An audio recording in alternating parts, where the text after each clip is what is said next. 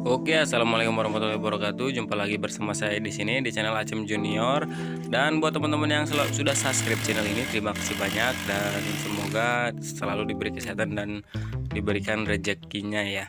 Dan buat teman-teman yang belum subscribe, silahkan subscribe dulu karena subscribe itu gratis, coy. Nah, mungkin di video ini saya akan jelaskan kenapa sih kita pas waktu servis itu seminggu kemudian kerasa gerdeg lagi atau kurang enak lah. Mungkin gejalanya seperti awal-awal ya, gerdeg-gerdeg gitu. Misalkan teman-teman pas lewatin polisi tidur terus digas dikit itu kayak loncat-loncat ya kayak gitu. Nah, penyebabnya sih dimana padahal kita kan udah servis. Nah, mungkin ada sesuatu yang kelewat ya atau enggak ya, ada part yang udah mulai aus ya. Nah, mungkin di sini banyak ya kasusnya di Vario atau PCX dan motor matic lainnya ya. Nah, buat teman-teman yang pengen tahu silahkan simak, dan buat yang sudah tahu kalau punya penjelasan yang lebih lagi silahkan dijelasin lagi ya, dibantu penjelasannya. Nah, oke bro. Kalau yang udah kena kayak gini, jadi posisinya longgar, harusnya nggak padat. Terus pas posisi kesini jadi dia kurang ngepres, agak longgar. Jadi kadang pas posisi langsam itu ada bunyi truk kayak gitu. Nah, terus untuk pemasangan di bagian rollernya biar awet ya. Nah, ini kan ada yang kasar-kasar gini. Nah, ini usahain dihamplas dulu kalau biar lebih rata ya. Jadi pas posisi si bagian roller ini naik itu dia nggak terus kayak gini nih contohnya, jadi nggak terus. Biasanya kan kalau gitu rollernya cepet habis biasanya.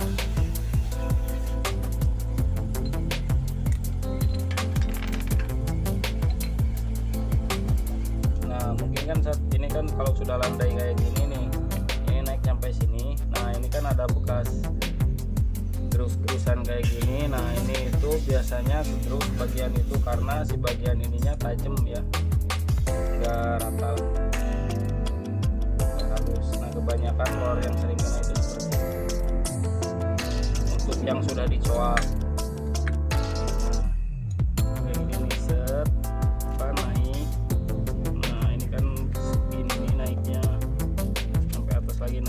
posisi kayak gini itu, nah si roller itu ini gerus ini nih, kalau misalkan pas posisi si ininya enggak benar-benar rata.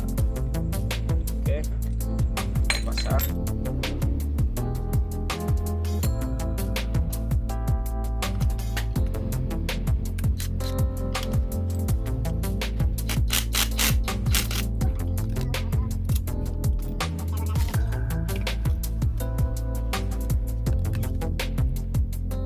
Nah, untuk perhatian juga ya, kalau misalkan saat pemasangan kebanyakan kan dulu saya pernah sih masang, kadang kita nggak kecek bagian ini, seal ini. Nah, kalau si seal ini itu harus dicek, harus sering dicek ya. Kalau misalkan bongkar CVT itu dibongkar semuanya.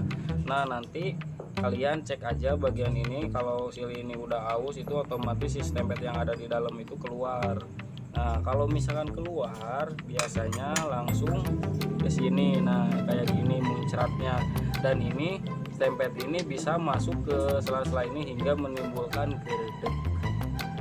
Banyak yang gerdeg kayak gitu, meskipun kalian biasanya kan kalau servis udah servis nih, baru servis seminggu tapi kok motor malah nggak enak, malah gerdeg. Nah, biasanya masalahnya ada di sini kebanyakan. Mungkin kalau misalkan ada yang lebih tahu bisa dibantu buat penjelasannya ya. Nah ya, ini bagian seal ini juga sama ya, yang depan, bagian depan sama bagian belakang.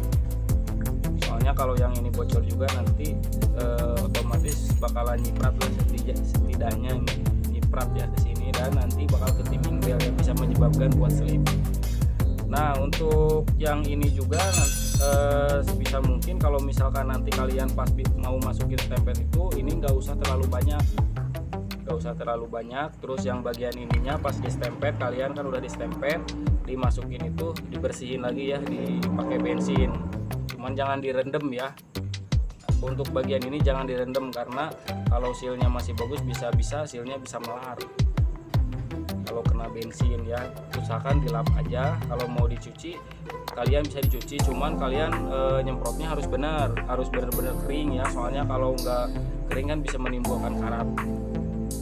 Terus ini juga nih, nah untuk yang biasanya untuk yang kebanyakan stempel itu, nah nyampe ke sini stempelnya, dan nanti si stempel itu bisa nyiprat di sini. Dan kalau misalkan posisi stempel nyiprat, otomatis ke kanvas otomatis juga pasti nah ya cipratannya dari sini ya.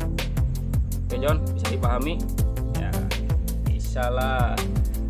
Tips ya buat yang suka bongkar-bongkar di rumah seperti saya. Kalau saya kebanyakan bongkar di rumah.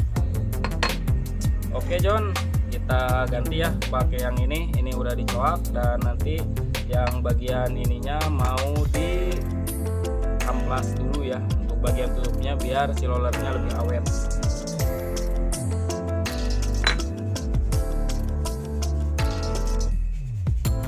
Nah John, satu lagi, nah ini fungsi dari buat per ini ya, kenapa diganti sih pakai yang lebih keras gitu ya. Kalau ini cuma 1000 rpm jadi nggak terlalu keras banget, soalnya motornya juga masih standar. Nah ini itu fungsinya nanti si per itu masuk ke sini dan nanti buat neken si bagian ini. Nah kalau misalkan posisi neken si ini jadinya si otomatis si panbelnya jadi lebih kenceng lagi ya penekanannya, jadi nggak terlalu selip gitu, jadi nggak selip lah ya. Nah cuman efek sampingnya biasanya boros ke panbel. Nah cuman nggak terlalu banyak ya borosnya. Nah nanti biasanya si bagian panbel yang ininya lebih cepet keriting ya, kalau ini mah lebih cepet aus di bagian sininya ya. Untuk si bagian panbel kalau kalian gunain per ini di mesin standar dan pernya lebih keras, itu juga kurang enak sih. Kalau misalkan kalian ganti per otomatisnya pakai yang 2000 rpm atau 2000 lah ya, 2000 rpm itu kan minimal motornya harus udah bore up ya si bagian mesinnya. Nah kalau yang standar aja, kalau saya sih biasa pakai yang 1000 aja, soalnya mesinnya masih standar. Ini cuma main kirian aja, siapa tahu hasilnya memuaskan lah ya. Oke, simak terus ya John. Oke John.